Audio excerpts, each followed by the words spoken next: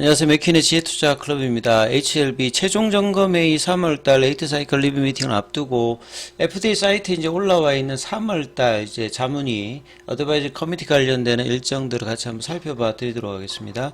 그리고 계열사인 HLB 이노베이션의 전환 청구권 행사 공시까지 한번 살펴봐 드리도록 하겠습니다. 자, FDA 사이트에 들어가시면 어드바이저리 커미티 컬렌더라는 게 있습니다.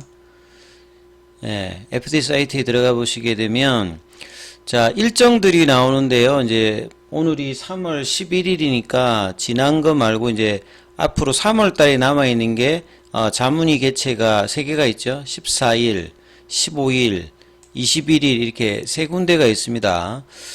자, 여기에서 보통 이제, 이 3가지 관련되는 부분들을 좀 살펴보셔야 되겠죠. 그래서, 자문위 개최는, 최종 점검 회의 전에 자문위 개최가 없는 것이 가장 이 기대감이 높아지기 때문에요. 이 자문위 관련되는 부분에서 이제 질문들이 있으셔서 이 부분을 다시 한번 살펴봐 드리도록 하겠습니다.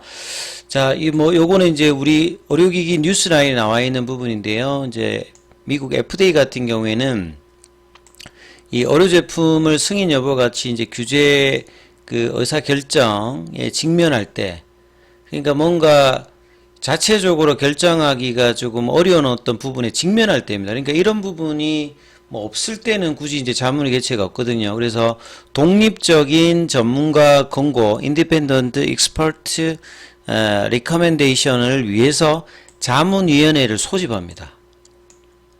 그래서 진양군 회장이 이제 작년부터 올해까지 계속 이제 퍼스트 사이클 리뷰 미팅이라든지 미드 사이클 리뷰 미팅에서 Q&A도 없었고 자문위 개최 요구가 없었다는 부분들을 계속 이제 강조를 하잖아요. 그만큼 이제 의사결정을 내부적으로 뭔가 하지 못하는 상황에 직면할 때 이제 자문위 개최를 통해서 이제 공고를 받는 거거든요.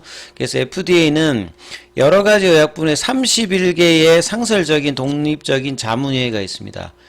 예, 항암 쪽에서 하는 거는 이제 항암이 이제 온컬러직 드럭 해가지고 ODAC라고 하고 의료기기 쪽에도 있고 여러 가지 백신 쪽에도 있고 여러 가지 이제 자문위 개최가 종류별로 나눠져 있는데요. 자, 이러한 위원회 일반적으로 12명의 전문가, 서브젝트 매터 엑스퍼트와 이런 산업계 대표로 이제 구성이 되어서 의약품의 어떤 시판허가 여부, 그 다음에 의약품을 계속 시판할 수 있는지 허용 여부, 이런 어려운 결정에 직면한 FDA 리더에게 법적 구속력은 없습니다. 근데 보통 자문위 개최를 하게 되면 거기에서 이제 공고에 따라서 공고가 이제 좋으면 대부분 이제 승인이 된다든지 이런 형태가 있기 때문에 열리지 않는 것이 가장 좋고요. 열린다라고 하게 되면 여기 이제 찬성 반대 이런 식으로 나오기 때문에 여기에 따라서 영향을 미친다 이렇게 보셔야 될 거고요. 다른 어떤 이제 자료를 좀 더 한번 살펴보면 법적 구속력이 없어요. 모든 회의는 독립적이고 투명하게 최근엔 유튜브 상에서도 다 이제 진행이 되거든요. 그리고 그 결정은 대체로 좀 받아들이는 편입니다. 그리고 이제 최근에는 이제 이 자문위 소집의 수가 줄어들고 있는 상황이죠. 그래서 2010년도부터 2021년도까지는 409회 자문회 회의가 개최되었고요. 가장 많이 소집된 자문회 분야는 아까 여러 개로 나누어져 있다고 했지 않습니까? 30개 정도. 그래서 항암제가 가장 많이 있습니다. 그래서 항암제 자문회가 온컬러직 드럭 해가지고 이 ODAC라고 하거든요. 그 다음에 이제 뒤에 보면 이제 이렇게 여러 가지 각 분야로 이렇게 되어 있다. 이렇게 봐야 될 거고요. FDA는 자문위의 동의를 받은 신약을 더욱 신속하게 허가한다.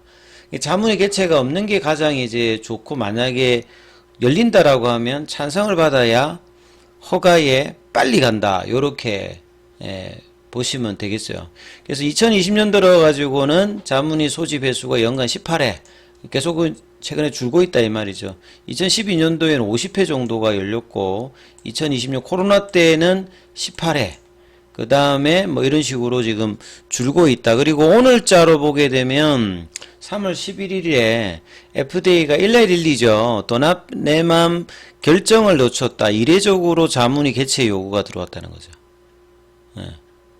그래서 알츠하이머 분야에서 이미 두 개의 이제 아밀로이드 베타 관련된 약물이 시판됐지만 FDA 입장에서는 시판 허가가 쉽지 않은 결정이다 이러면서 이제 허가 결정이 갑자기 연기되었고 그 원인에 보시게 되면 자문위를 개최하기로 결정했다 이렇게 돼 있어요. 요거는 뭐 삼상 결과를 논의하기 위해서 그러면 이제 이런 부분이 나오게 되면 뭐 일정도 좀 늦어지고 뭐 이런 어떤 이야기들이 지금 나오고 있죠. 그리고 국내에서는 2022년도입니다. 그러니까 HLB의 리보세렌 관련되는 부분에서 유럽에서 이제 그 학회 발표 있는 그 지점에 이 포지오티닙 관련되는 부분, 이 한미약품에 이제 포지오티닙 관련되는 부분이 그 여기에서 이제 항암제 자문위원회죠.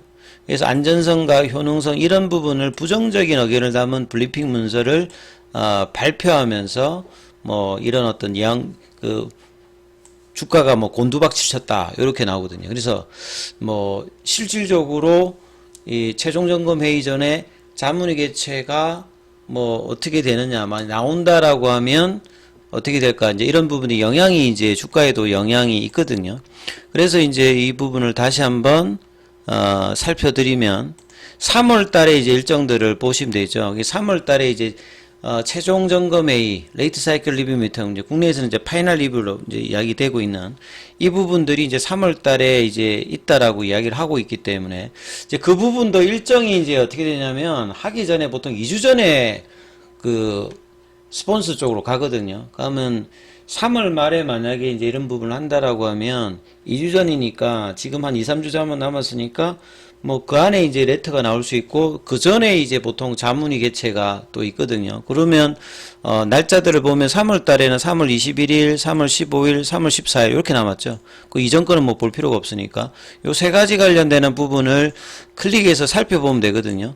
그래서 이제 이 클릭해서 하나씩 살펴봐 드리면 3월 14일에 있는 부분들 여기도 보면 종양의약품 자문회의죠. 그러니까 이게 ODAC라고 되어 있잖아요. 그리고 회의는 유튜브 쪽으로 또 나가고 라이브로 합니다. 그래서 자문위는 이 바로 이제 번역해서 제가 구글에서 번역해서 살펴봐 드리면 건전한 결정을 내릴 수 있도록 독립적인 전문가 조언을 이제 제공한다 이 말이죠. 그래서 법적 구속력이 없어요. 근데 대부분 그 권고를 따른다라고 했잖아요. 그렇기 때문에 이걸 이제 어떤 이제 이슈로 14일에는 하는지를 보면 어제만 보면 됩니다. 어제만 보시게 되면 그 제론 제 코퍼레이션이 제출한 이 주사용 이메텔 스타트 관련되는 부분에서 NDA 이게 이제 작년도 6월달에 신청했으니까 리보세라님 5월달에 신청한 거하고 비슷해요. 그리고 여기도 이제 그 항암제이기 때문에 백혈병 관련되는 부분입니다. 그래서 이 골수 이형성 정후 용어 좀 어렵죠. 국내 쪽에서는 매드팩터도 여기 임상을 하고 국내 쪽에서는 이제 뭐 에스티팜이 이제 뭐 여기에 관련되는 종목이기도 하거든요, 실제로. 그리고 그 해외 사이트에서 지금 이 나스닥 상장사입니다. 이 제론 같은 경우에는. 그래서 시가총액도 한 1, 2조 정도 합니다. 그래서 이제 작년도에 이제 그 NDA 신청하고 여기는 주가가 이제 오히려 빠졌다가 지금 이제 이런 흐름들을 보여주고 있는데요. 그 뭐 내용을 보시게 되면 그 NDA 신청을 하고 그 다음에 이제 이것도 이제 올해 상반기에 이제 결정 여부를 앞두고 있는데 여기는 이제 자문회 개최가 이제 들어가는 겁니다. 골수 이형성 이제 정용구는 쉽게 말하면 일단 여기가 조금 안 좋으면 이제 백혈병 가니까 혈액암이라고 이제 보시면 되겠죠. 예. 그 관련되는 부분에 이제 나왔고, 이제 다음 그 자문이 여기도 보면 15일날 열리는 게 하루 종일 열리거든요. 그러니까 하나만 하는 경우도 있고 여러 건을 같이 하는 건데 15일날 열리는 것은 여기도 이제 ODAC죠. 그러니까 항암제 관련되는 부분이니까 내용을 다 살펴보시는 게 좋고요. 그럼 어제를 보시게 되면 얀센은 이제 그 존슨앤존슨의 자회사 형태로 되어 있고요. 이 카빅티라고 되어 있는데 요거는 카티입니다. 카티.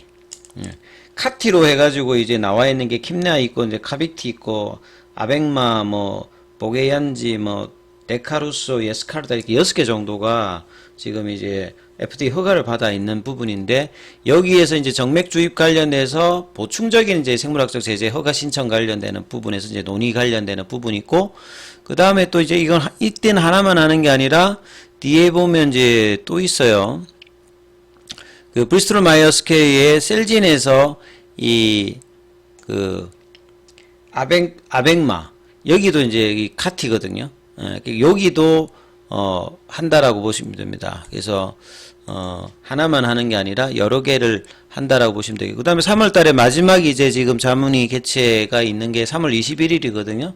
여기는 아예 이제 의료기기로 되어 있으니까, 여기 뭐 안압 조절 펌프 시스템이잖아요. 그러니까 전혀 뭐, 관계없게 3월 달에 그러니까 자문위 개최가 일정으로 잡혀 있는 것 중에서는 리보세라니까 캄릴리주박 관련되는 부분에 내용이 없습니다. 그래서 이 부분이 없기 때문에, 자문위 개최가 없고 이제 리뷰가 만약에 이제 진행된다라고 하면 훨씬 더 이제 최종 점검회의 관련되는 부분에 어떤 기대감이 높아지게 되고, 그러면 이제 승인에 대한 어떤 기대감이 더 높아지는 어떤 흐름으로 뭐 영향을 미친다, 요렇게 정리하시면 됩니다.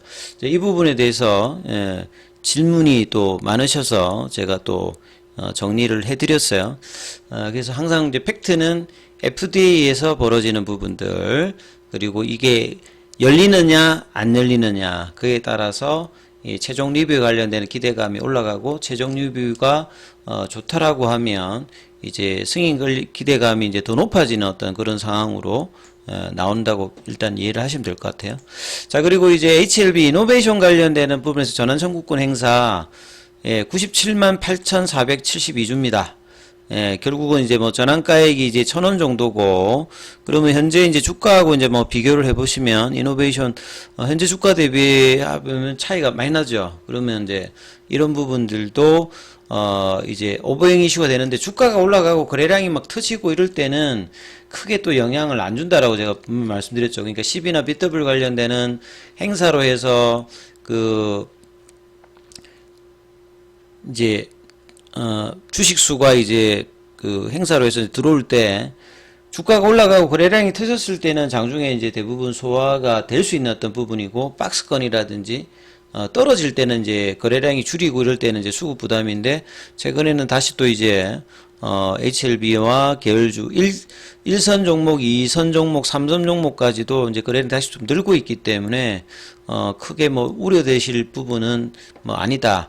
결국 이제 1선 종목하고 2선 종목이 잘 가야 이제 기타 이제 뭐 파나진이나 이노베이션이나 바이오스텍 같은 경우도 뭐 따라서 움직이니까, 자, HLB 주가가 이제 어떻게 형성이 되는지가 일단 제일 중요하고, 리뷰까지 이제 2, 3주 정도의 이 부분들을 선반영하면서 이 공매도 관련되는 부분에서 이제 쇼커버가 쇼스키즈상에서 좀 더 이제 강하게 나오는지, 이 부분들을 계속 살펴야 되는 어떤 상황에 있다, 이런 부분들 계속 말씀드리고요. 자, 중요한 기간입니다. 장중에 무료 카톡방 진행되고 있으니까요. 저 문자로 참여 이렇게 남기시면 입장 코드 보내드리고 있으니까 참고하시면 되겠습니다. 여기까지 하겠습니다.